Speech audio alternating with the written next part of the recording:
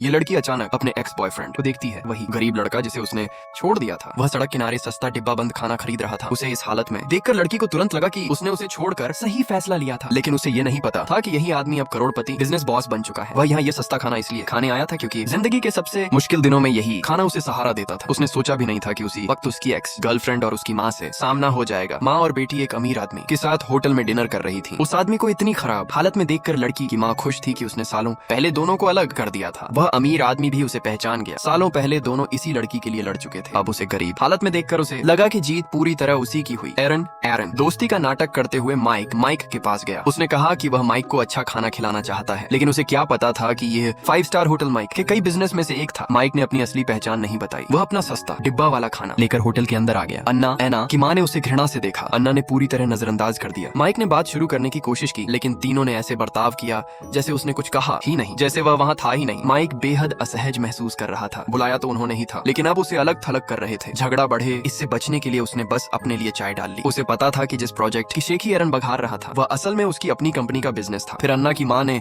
जानबूझकर chicken leg एरन की plate में रखा, एक पीस अपनी बेटी को दिया और खुद भी खाने लगी। माइक को पूरी तरह नजरअंदाज किया गया। माहौल बर्फ जैसा ठंडा हो गया। माइक ने मजबूर होकर फिर बातचीत शुरू करने की कोशिश की। उसने पुराने दिनों की यादें छेड़ी जब वह और अन्ना साथ थे, ताकि माहौल हल्का हो सके। लेकिन अन्ना की माँ का सब्र टूट गया। अन्ना समझ गई कि उसकी माँ अब फटने वाली है, इसलिए वह वहाँ से खिसकने लगी, मगर माँ ने उसे वापस बुला लिया। फिर उसने माइक की बेइज्जती शुरू कर दी। उसने कहा कि वह शुरू से सही थी और माइक चाहे जितनी कोशिश कर ले वह कभी सफल नहीं हो सकता। शुरू में माइक अपनी पहचान इसलिए छिपा रहा था ताकि उन्हें शर्मिंदा न करना पड़े, लेकिन अब उसके पास खुद को रोकने की कोई वजह नहीं बची थी।